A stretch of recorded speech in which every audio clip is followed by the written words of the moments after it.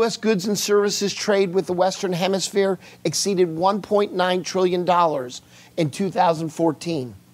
Our trading partners in the hemisphere by 40% of U.S. exports. The region has undergone an extraordinary transformation as incomes have risen and inequality has declined. According to the World Bank, over the past decade, poverty in the region declined 16% and extreme poverty fell by half, lifting more than 70 million people out of poverty. Even more, although the gap between rich and poor is still far too wide, it is narrowing in Latin America faster than in any other region of the world. Since 2010, for the first time in the region's history, the number of people with middle-class incomes exceed the number still living in poverty. As Secretary Kerry reflected a few months ago at the 20th anniversary of the first Summit of the Americas, progress toward democracy has brought not only freedom from fear, but also freedom from want. Our partnerships with Mexico and Canada are illustrative of the benefits trade integration can bring. Canada is our largest bilateral trading partner. We had $759 billion in two-way trade in goods and services in 2014, or more than $2 billion a day, $1.4 million a minute. A whopping 77% of Canada's merchandise exports last year went to the United States. The dynamic commercial relationship between the United States and Mexico generates more than $500 billion in trade in goods and services annually. As we work to advance global trade, we have not lost sight of the fact that in today's interconnected world, the ability to think globally is just as important for our small and medium-sized businesses as it is for our large corporations, which is why this month, President Obama launched the Young Leaders of the Americas initiative in Jamaica. It will help young entrepreneurs and civil society leaders across the entire region gain access to training, resources, and connections they need to start new ventures, including the small businesses that create over half the jobs in the region. And as we work to make it possible for more businesses to share the benefits of economic growth, we're also working hard to make sure that the economic growth is inclusive, so that benefits reach everyone and that more women have access to education, finance, and opportunity. As Secretary Kerry said at this year's Summit of the Americas in Panama earlier this month, one of the smartest investments that we can make is on the promise of women and girls. No economy can thrive when women are not given a seat at the table. And one thing that we know for certain, empowering women is an investment that is guaranteed to show enormous returns, not just in terms of the balance sheet, but in terms of the social structure, and often in terms of peace and stability. Women's full participation in the economy in Latin America has been responsible for 30% of the region's extreme poverty reduction in the past decade, due in large part to the fact that women reinvest 90% of their earned income into their own communities and families. We also recognize that education is critical to promoting inclusive economic growth and expanding the economic gains of the past decade.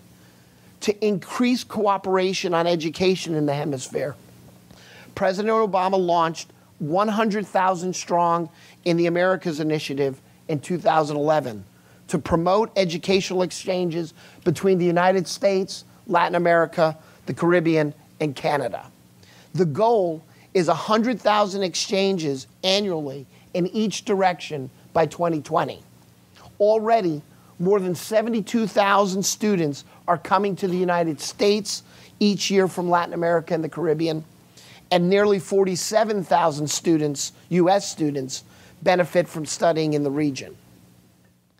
The opportunities for the private sector are enormous, both in terms of reaching consumers, and in terms of creating skilled and capable workforces in the hemisphere.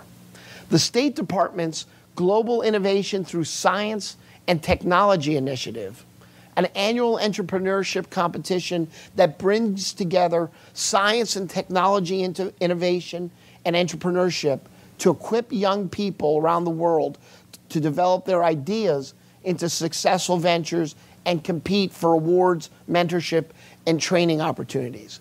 This program alone has trained over 4,500 startups and created a global network of 243,000 young entrepreneurs. Ensuring a secure energy future in our hemisphere is another top foreign policy priority, and another area in which we're working closely with private sector partners to tap the hemisphere's tremendous potential. Today, in spite of the region's abundant resources, over 31 million people in the hemisphere still lack access to electricity. Power generation in Latin America and the Caribbean will need to double by 2030 to meet growing demand.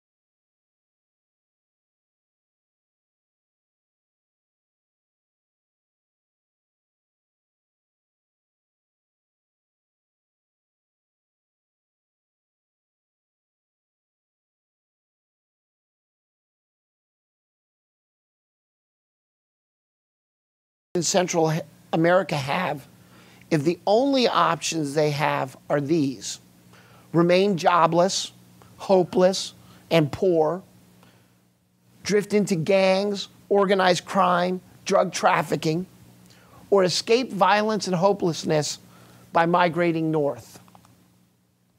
These cannot be the only choices offered to an entire generation of young Central Americans. So from a policy perspective, how can we help restore hope? How do you change the dynamics in the region?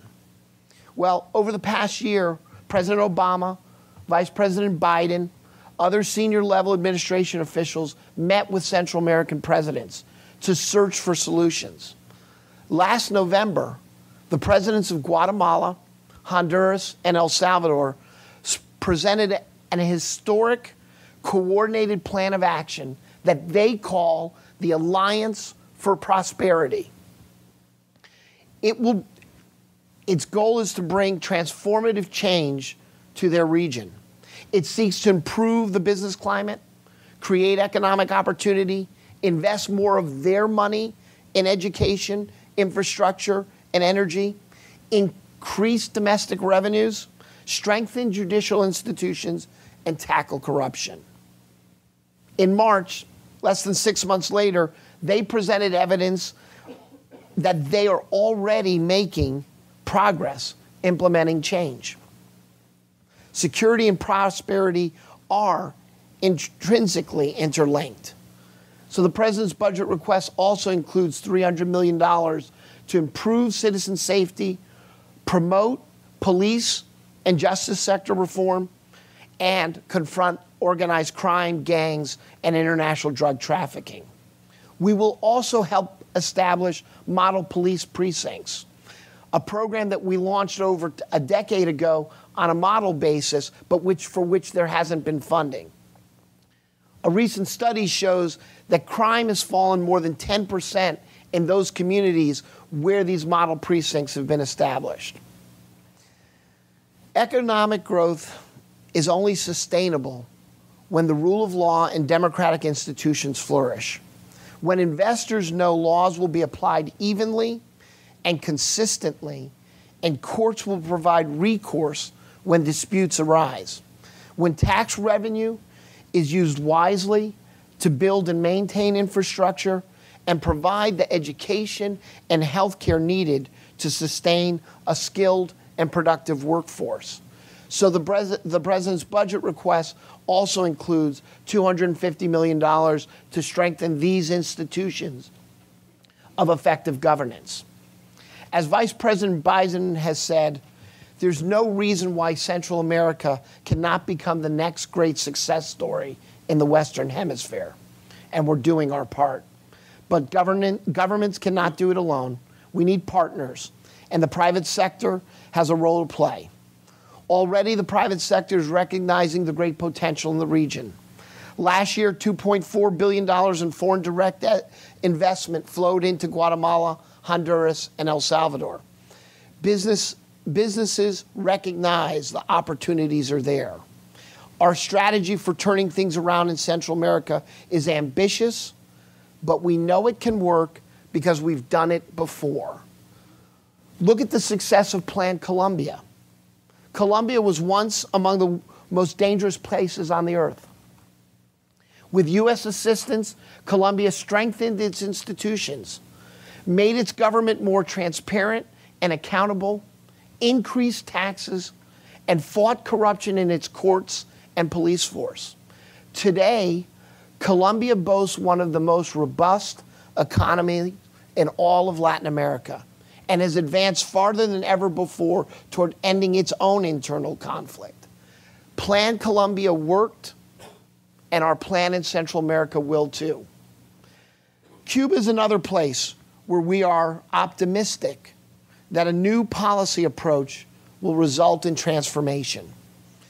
President Obama's new approach to Cuba is designed to promote change that supports universal human rights and fundamental freedoms for every Cuban, so that the Cuban people themselves can freely determine their own political and economic future. The president's new policies have eased restrictions on travel, expanded authorized commerce, and set the stage for increased flow of information to, from, and within Cuba. The new policies raised limits on remittances, open travel in all the authorized categories to increase people-to-people contact, and now allow Americans to support the Cuban people through projects related to entrepreneurial training, microcredit, and development, among others. The regulatory changes announced in January by the Treasury and Commerce Departments will increase the financial resources to support the Cuban people and the emerging Cuban private sector, and will enable U.S. companies to expand telecommunications and internet access within Cuba. As you know, Governor Cuomo just led a group of New York businessmen on a trade mission to Cuba, bringing New York executives to the island to explore economic opportunities. Ambassador Daniel Sepulveda, the U.S. coordinator for communications and information policy, led a delegation to Cuba on March 24th to 26th to explore those telecommunications and internet opportunities. Civil society is the critical catalyst for expanding economic opportunity, and our support for it will help build the future in the Americas that I've tried to outline today. So this seems to represent a new beginning for United States businesses investing in the region. So it's almost as if the United States government is endorsing the idea of doing business in Latin America. How do you respond to the question around safety, ability to do business, personal security? It's a complicated question. We know it's different depending on what country you're talking about. But in a general sense, I get that question a lot, you know, can I do business there? Yeah. So I think we've invested a lot of money over the last 2 decades in security assistance in the region. And I think in Colombia, And throughout the region, we have relatively peaceful environments between countries. But within countries, you do have citizen safety, citizen security issues. Homicide rates in Central America among the highest in the world. And I think what we've come to realize is that security assistance alone is not going to change the environment. And that's why the president's also talking about education. He's talking about investing in economic growth investments so that we can help view security as not just securing of property and investment, but creating opportunity and realizing that prosperity, economic prosperity, has to go hand in hand. Otherwise, you don't have the conditions to sustain security. Francisco, thanks for a great presentation. Really interesting points and statistics that you gave. One of them really stuck out to me was you noted the gap between the rich and everybody else is narrowing at a more rapid rate in Central America as opposed to other parts of the world. Could you give us some more color on what might be driving that dynamic and how other parts of the world might learn from that? Thank you. Well, it's hemispherically. It's not just in Central America. And in fact, the truth of the matter, in Central America, it's going slower than in the rest of the region.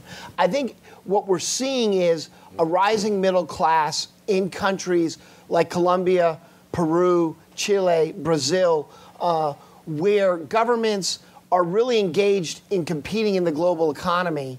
And in doing so, they are making investments in their human capital so that their citizens have the skills to compete globally. Now, a lot of the growth in Latin America has been driven by natural resources and commodities. But the difference is, I think, we're seeing countries, again, like Chile, Peru, Colombia, Brazil, reinvesting that money into their human capital. And that lesson is being picked up in Central America. And that's part of what the Alliance for Prosperity, that the three northern triangle Central American countries, El Salvador, Honduras, and Guatemala, have focused on. We know places like Costa Rica and Panama, to a certain degree, have already been doing that. Costa Rica has been investing in education and its human capital for more than 4 decades, and it shows. It is a middle level income country and on a positive trajectory. And we've got to try to see if the three centrals can learn those same lessons. And it also comes down to democratic institutions that really involve citizens in the day-to-day decisions that governments make. If you look at the democracies in Chile, in Colombia, in Mexico, in Brazil, you see vibrant, open political debate. And in that debate, in that public sphere, governments are listening to citizens and working out what the best approaches are. So there may be a lot more technical explanations, but I think from a policy point of view, that's what we're seeing. What do you think about the massive investments China is making in the region?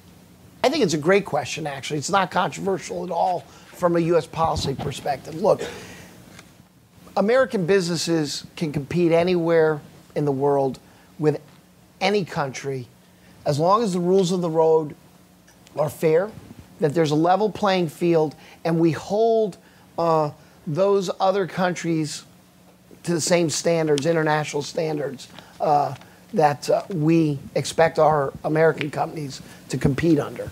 And that is the focus of our engagement in the region with respect to Chinese investments. We're going to make sure they're playing by the rules of the road. But more significantly, U.S. foreign assistance has evolved in a different direction. And the Chinese are going to go in, and they're going to build stadiums and they're going to build bridges, and they're going to build roads. And those things are all important. Infrastructure is critical, and the region needs that investment. But we think where the U.S. value added is in that technical capacity building. We have a innovation culture and an economy that connects more naturally in the Americas, in Latin America, in the Caribbean, to our partners. We share the same political systems. We have the same values when it comes to the marketplace. And so China, there's no question, they're playing a bigger role. We've got to be aware of it, but we've got to make sure we're unleashing and protecting the ability of American companies to compete. And I think we are doing that. And I think at the end of the day, it's good for the region. But more importantly, I think American business can and will be successful there.